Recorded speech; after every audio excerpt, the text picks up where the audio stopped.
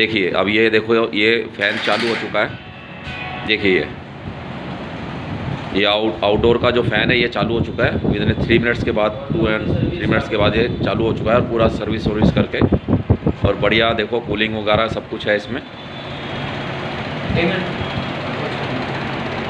ये देखिए, देखिए ये दोनों पार्ट्स इसके जो है, इंडोर वाला देखो ये पूरा चालू हो रहा है, रिले पूरा।